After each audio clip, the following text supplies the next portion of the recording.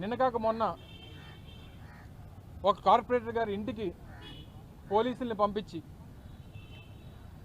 ఆ కుటుంబ సభ్యుల్ని బెదిరించి ఇంట్లో భార్య వారిద్దరు ఆడపిల్లలు ఉంటే రాత్రి మీద రాత్రి 10 గంటలకి పోలీసుల్ని పంపించి ఆ విజువల్స్ కూడా ఉన్నాయి. పోలీసుల్ని పంపించి మీ భర్త ఎక్కడున్నారు, మీ భర్త కానీ రాకపోతే మీరు పోలీస్ స్టేషన్కి రండి అని చెప్పి ఆడపిల్లల్ని బెదిరించేటువంటి స్థాయికి ఈరోజు పోలీస్ వ్యవస్థ దిగజారిపోయింది.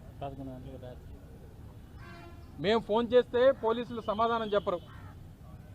వారు మాట్లాడుతూ మేము వైఎస్ఆర్ కాంగ్రెస్ పార్టీ నాయకుల తాలూకా ఫోన్లు ఎత్తాల్సినటువంటి పని మాకు లేదని చెప్పి మాట్లాడతారు.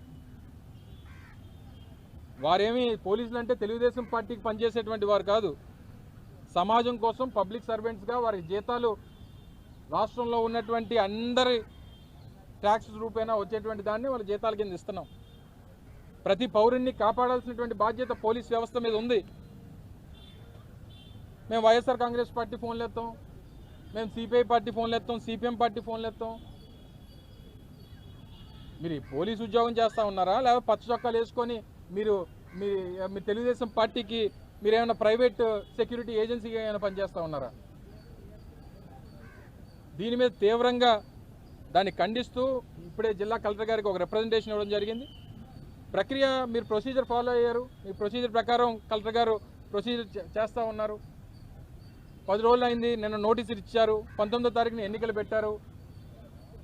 ఎన్నికలు కానివ్వండి, మీ బలం ఏంటో అన్నిటువంటి తేలిపోతాయి కదా. మీకు బలం లేదని చెప్పి మీరు అందరినీ బెదిరించి భయపెట్టి బ్లాక్మెయిల్ చేసి ఎక్కడ తీసుకెళ్దాం అనుకుంటున్నారు? రాజకీయం ఈ రోజు అయిపోతుందని చెప్పని అనుకుంటున్నారా? లేకపోతే ఇదే ప్రజాస్వామ్యం ఇంకో 4 సంవత్సరాలతో ముగిసిపోతుంది, ఇక్కడ నుంచి ప్రజాస్వామ్యం ఉండదనేటువంటిది మీ అభిప్రాయం?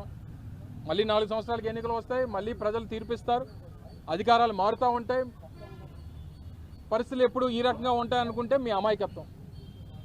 పోలీసులు కూడా ఈ కొంతమంది పోలీసు అధికారులు ఈ సినిమాల్లో పనిచేసేటువంటి పోలీసు ఆఫీసర్ లాగా మీరు పనిచేస్తానంటే పరిస్థితులు ఈ రకంగానే ఉండవు అనేటువంటిది గుర్తుపెట్టుకోవాలి. మేము ఫోన్ చేస్తే ఆయనకి వినబడదు, మేము ఫోన్ చేస్తే ఆయనకి కనబడదు, మేము ఫోన్ చేస్తే ఆయన ఫోన్ ఎత్తాడు, మేము ఫోన్ చేస్తే ఫోన్ ఆపేస్తాడు. మీ పద్ధతి కానీ మార్చుకోకపోతే పరిస్థితులు ఈ రకంగానే ఉండవు అనేటువంటి విషయాన్ని తెలియజేస్తాం. మీరు చట్టం ఏం చెప్తా చేయండి. లా అండ్ ఆర్డర్ ఏ రకంగా నిలబెట్టాలో అది మీ బాధ్యత.